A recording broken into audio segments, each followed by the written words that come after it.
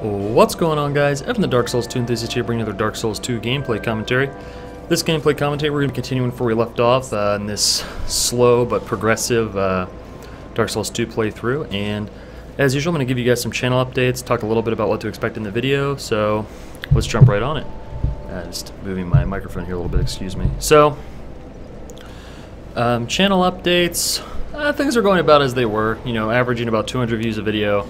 Highest grossing Dark Souls 2 video is the Moonlight Greatsword video, which is basically now defunct because the patch notes have actually nerfed the Moonlight Greatsword, and frankly I wasn't that impressed with it before, and now I'm definitely not impressed with it, so whatever. Still a cool novelty weapon. It's going to let me respec my mage into something a little more creative anyway, but so that's where we're at the channel. I appreciate all the comments and likes. I try to get back to everybody as much as I can, but YouTube's new comment tracking system, I think it kind of sucks in my opinion, so you know, that's a thing. Some other updates in my personal life. I'm currently cleaning the apartment for the purposes of, you know, being ready to entertain guests. My apartment's getting remodeled. Hall director apartment, though it is, the school's decided to remodel it because it's pretty out of date. So I'll be spending 2 months off campus, and during that 2-month stretch where I'm not on the campus, they will be remodeling my apartment. So I'm pretty excited about that, but I have to get it cleaned so that when the facilities folks come in to do estimates on the costs of the renovation, at least to get their final estimate in, I think they've already done preliminary stuff. It's going to be, you know, I want it to be clean enough that I'm not ashamed of how I live. I know I'm kind of one of those, I'm definitely one of those people that's normally like, you know what, whatever. It's my apartment, it can be as wrecked as it wants, but I feel like there's a point where it is a little shameful, so that's what's going on with that. And with that, the apartment might actually be clean enough that I could do a This Is Where I Live video. I know I've done this in the past for all my other apartments, but I haven't done one here in a while, so I'm thinking about putting together a This Is Where I Live video. So let me know in the comments if you think that might be cool to see what my setup is and where I live and things like that. I haven't gone out and bought the sticky tack to hang my wide collection of gaming posters, and I feel like if I'm going to do a This Is Where I Live video, I need to get that stuff hung because it'll make the apartment all the cooler, right? So that's what's up with that. Did my taxes. That was okay, I guess. I got a $1,000 refund from the federal government, but I lost $200 in state taxes because I think I did my taxes wrong, because there's really no way I should owe the state I used to live that much money, but you know, that's what happened, and I filed so late there wasn't really time to try to figure out where I went wrong, and you know, H&R Block couldn't find it either, at least not until I paid a substantial amount of sum to make them really look hard, and it wasn't really feasible to not just pay it. So, you know, basically wind up with about $800 net gain on my tax return. I've used that to, you know, frankly buy some two pretty cool gaming monitors so I can start dual boxing. Previously I only had one gaming monitor, and everyone says you gotta have 2 monitors, and I was never a believer, but recently I got 2 monitors at work in the office, and yeah, now I definitely feel like it's time for 2 monitors, so that's the thing. So the tax return is already blown, about 2 $300 monitors, and the other $200 is going to go into my savings account to make my monthly $500 into savings a month. So that's what's up. And the actual Dark Souls commentary in this game, or in this commentary rather, I'm going to talk a little bit about the PC release, which is upcoming on April 25th, and yeah, I will be playing the PC version probably exclusively for a while because I want to get all the Steam achievements for it. I haven't finished them on Dark Souls 1, so I think that one of my projects this summer is going to be getting the Dark Souls 2 Dark Souls 1 and Dark Souls 2 Steam achievements. So there'll probably be some videos about achievement hunting on the Dark Souls games, although none of them are that hard to get, or they're just, some of them are just kind of grindy.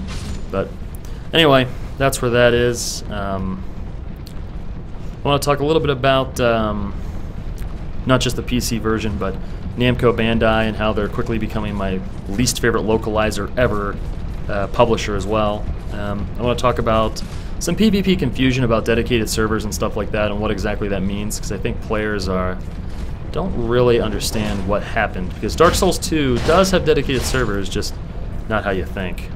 And I think lastly I want to talk about probably the longevity of this game if we have time. This is actually a shorter upload, and I also want to talk about patch notes. So, in fact, patch notes I want to be the principal topic in this video, because for those of you that aren't aware, new calibrations and a new version went up on Dark Souls 2 I looked at the changelog and I wrote down some things I want to talk about.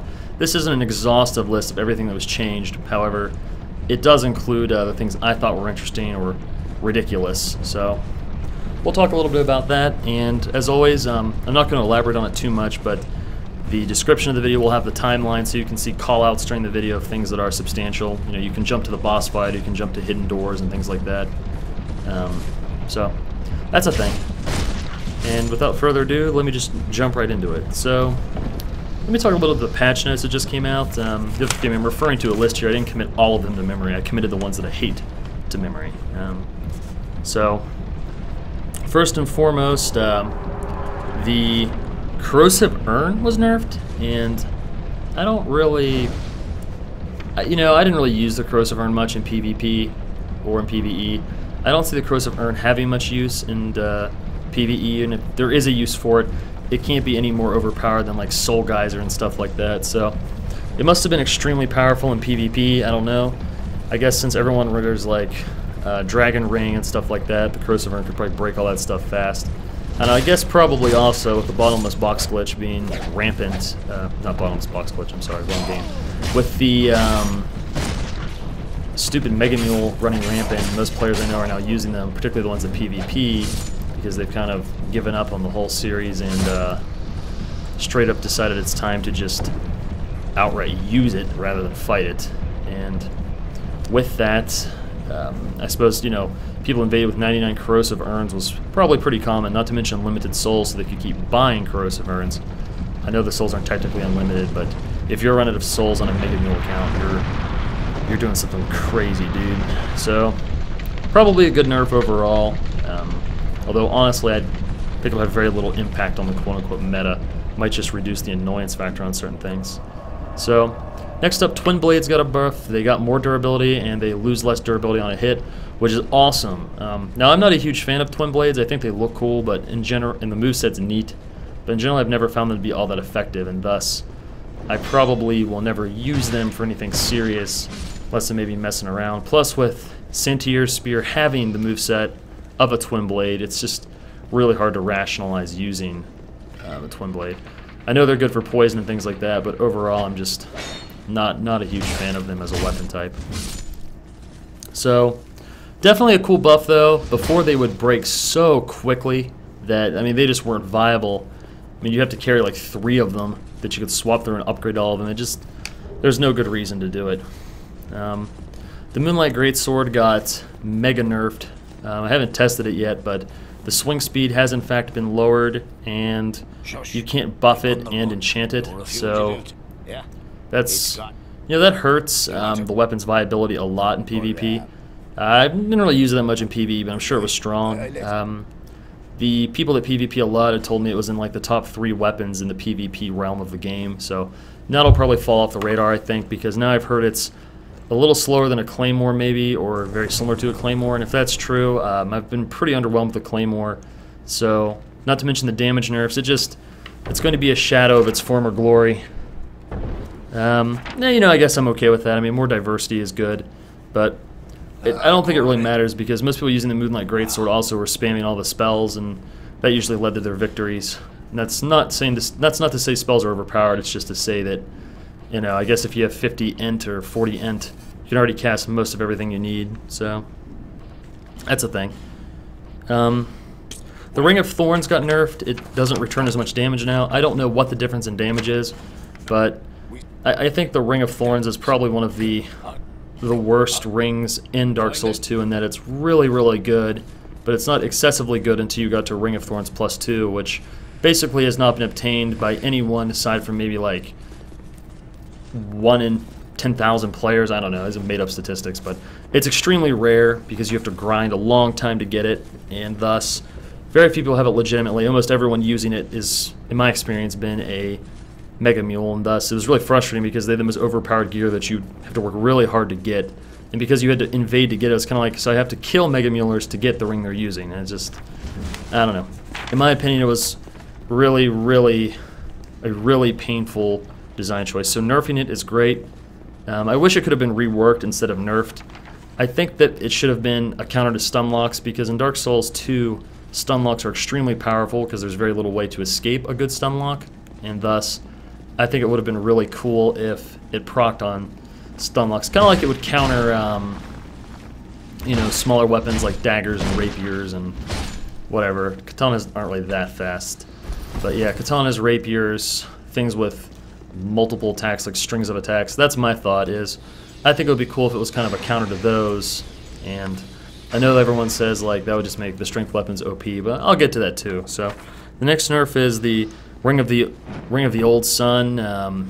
It does less damage now, so that's another good nerf. I think using the Ring of Thorns and that ring together is just abysmal, and I don't necessarily think the game should let you equip both, but whatever. Clearly, if I was in charge of balance, we'd probably have a completely different game in many ways. Can't say the game would be better, but I could say at least I'd be making an effort to balance some of this stuff. Anyway, Ring of the Old Sun now does less damage, and that's fine. I think that's a good change, although once again, I would have preferred if we had done a rework rather than just a numbers nerf. I think that a cool way to nerf Ring of the Old Sun would be instead of random percentage and chances, I think it should have been, instead of the RNG ring, it should have been another, some sort of effect. Like if you got hit with a weapon that had, like if you got hit with an attack that was, say, over the threshold of 1/3 your HP, it would proc. I think that'd be cool, because then you'd have one ring to counter strength weapons, like heavy hitting weapons, and one ring to shore up your matchup against fast attacking weapons, and you could swap between them and stuff in matches. I don't know. I think it'd be cool to... Oh, excuse me. Text message, obviously. And, you know, I think that would have been cool, but, I don't know, that's just my thoughts on it.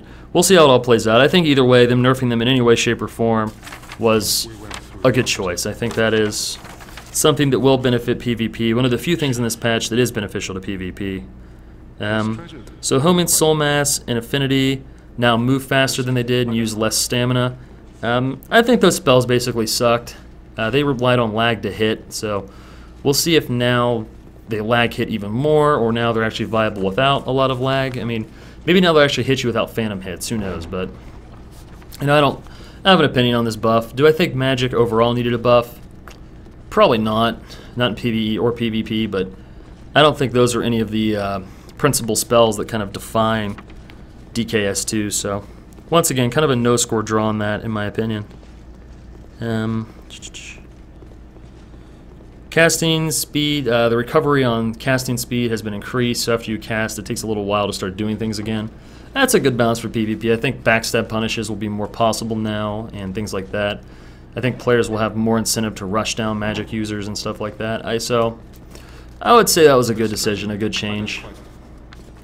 I haven't really seen the effects in action. It might be too minimal to really matter, but every little bit helps, right, in a game of seconds, and also a game sort of ruled by lag.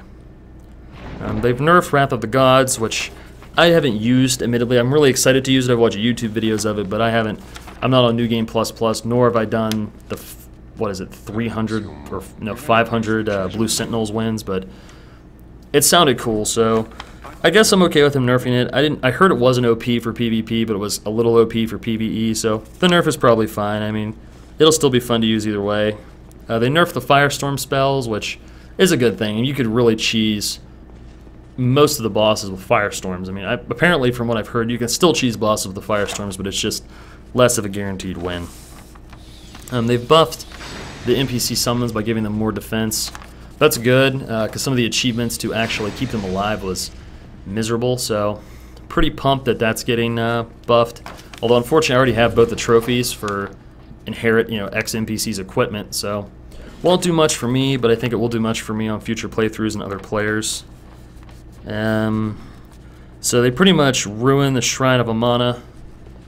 Mixed feelings on that. So for those of you who haven't been to the Shrine of Amana yet, I know it's not up on the channel, but it was a really frustrating area. I mean, doing it without ranged attacks was pretty hard. Like, the Shrine of Amana was basically filled with these sorceresses that would throw tracking soul mass at you, homing crystal soul mass or homing soul mass, and they would chase you. The tracking was really good, and the whole area is sort of thigh deep in water, if not waist deep in water, so you walk really slow. It's a typical Blight Town type design where we'll make the game more challenging by making you walk really slow in it, which I always thought was lame. So apparently they've nerfed that, so now apparently it's one of the easiest areas ever. I haven't been there post-change, but apparently the tracking is so slow that you can actually just, like, before you either had to use invincibility frames on your roll or other fancy footwork to get around it. You had to block with pillars. Essentially to get through the Shrine of Amana on my mage, where I had very low vitality. Oh god, those poison arrows. I kind of winded up, those poison daggers. I essentially winded up bringing a bow. In fact, if you bring a bow, the whole area is really easy.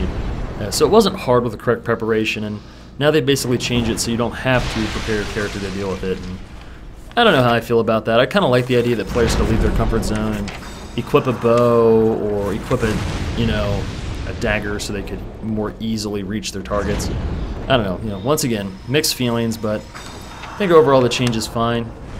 I prefer Dark Souls to be harder rather than easier. So anytime they're nerfing the difficulty of the standard game, I get kind of bummed out because I think the defining part of the series is its difficulty. That's not an elitist statement. I die in PvE all the time. I'm not perfect, this isn't one of those get good arguments. I'm just kind of saying that I just don't think it's the type of game that benefits from making it any easier. I don't think... Shrine of Amana was admittedly kind of on the cheap side of things, just cheap death, cheap environment, but consider there's so many methods to counter it. I kind of like it when a game throws a monkey wrench into your plans. Like, if you spent most of the game with a really defined playstyle and you refuse to go outside your comfort zone, I kind of think there should be areas that punish you for that. I think there should be areas that enemies are magic immune or highly resistant to magic, and you have to get a fire weapon, or you have to think outside the box and do some problem solving. I like that in games, problem solving, adapting strategies, but once again, I'm not the developer, so just leave it at that. So these are hilarious.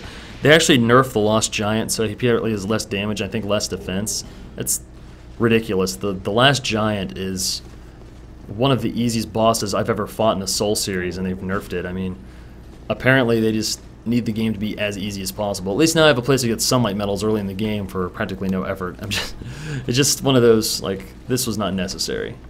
That's my closing thoughts on that. There's just absolutely no need to do that.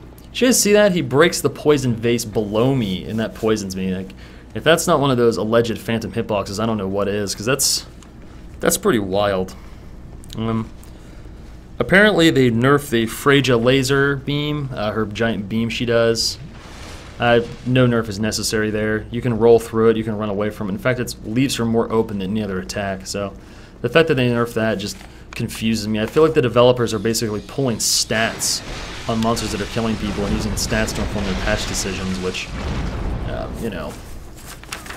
basic stats here. When you use qualitative data, the problem is you can be overly biased by what the respondents are telling you or what feedback you're getting from the community. When you use only quantitative data, you lose the human element and you're left with raw figures.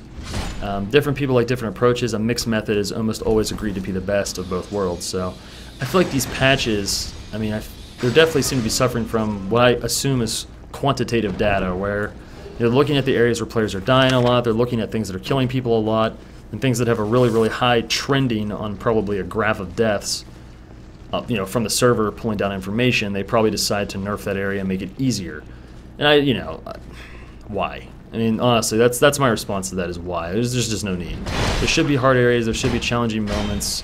Yeah, there's always going to be areas that the community doesn't like, but to a point, I think that's part of the Soul series. I hate Blight Town, but we all played it and we all went on with our lives, and it became sort of a defining moment in the game, just that crappy area that you had to play through, or you had to bypass in Dark Souls 1. And Dark Souls 2, I think the Shrine of Amana was sort of like that, only it was more pretty. And alas, that also got nerfed down. So I don't know what's going on with these developers, with FromSoft, and it's, sort of, I hate to be a Debbie Downer, but this game is kind of turning into be one disappointment after another. Overall, an amazing game, worth every penny. I've bought it 3 times now. Yes, I've bought this game 3 times, don't ask. And worth my money even still. I'll be playing this game for a long time. But I think there's a lot of things hurting what could be the longevity, and this easily probably could have overtaken Dark Souls 1, but it looks like it'll probably wind up being remembered as inferior to Dark Souls 1, depending on how the patches come out. And I spent a lot of time on this channel talking about the problems in this game that most people agree upon, and I agree upon, but I won't belabor that point in its commentary. So, Sinner's Rise, the enemies in the Sinner's Rise have had a damage nerf. They did hit pretty hard in relation to a lot of enemies at that level, depending on when you went. But once again, I don't really think there's any need to nerf stuff like that. I guess once again they probably pulled data and found that players were dying there a lot. But Probably no need to nerf it, but it was nerfed. Okay, so next up, they nerfed the Lost Center's damage. Mixed feelings on that. If there's any nerf that needed to happen, I think that was the nerf, because in New Game Plus, the Lost Center is a little outrageous by most player standards because of the... Basically, she'll spawn with Pyromancers, and they will spam all the Firestorm on you and spam all the Flame Swath and stuff like that, and it's not very fun. You need to come in with a lot of stamina, and since most builds don't stack all that stamina, they go to the first breakpoint, maybe a little over. It can be very challenging, and it's definitely a fight where if you're trying to adhere to a level 120 or 150 level cap, you know, that could be one of the most challenging bosses in the game, if probably the most challenging boss in the game every time. So once again, mixed feelings. I think they should have nerfed the Pyromancers, not the Lost Center. In fact, I would have been satisfied if they had made the Lost Center more powerful than nerf the Pyromancers, or maybe a New Game Plus gave her the Pyromancy. It just seems really random that the Lost Center has 2 Pyromancers with her.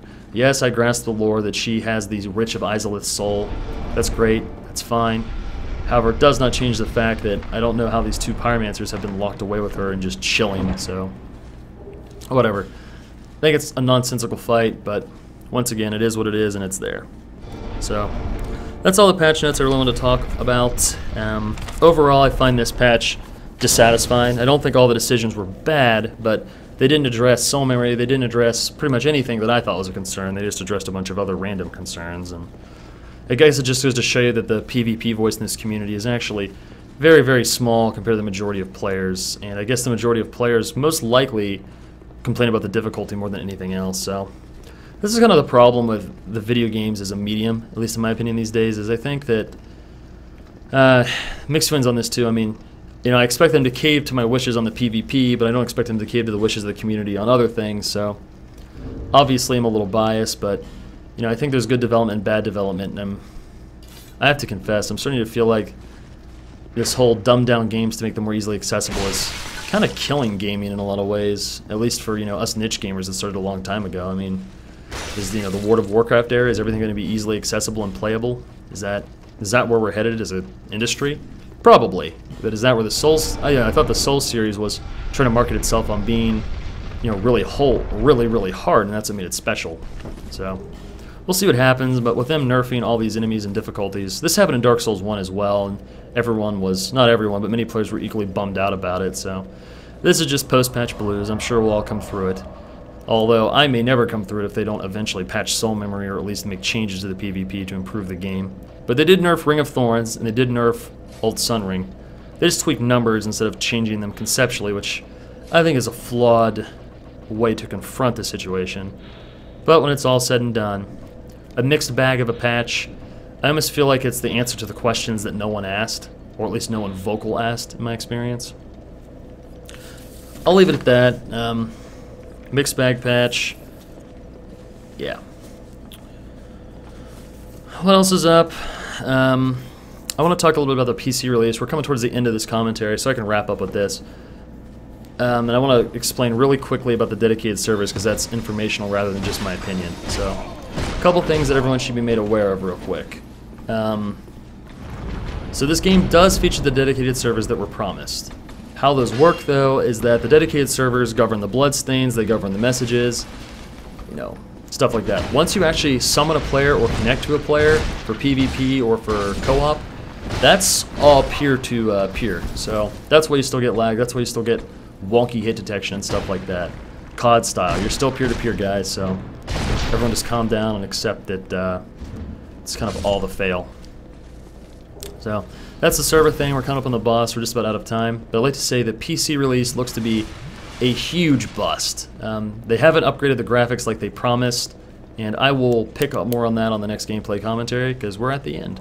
Alright guys, thanks for watching, and I'll see everyone next time.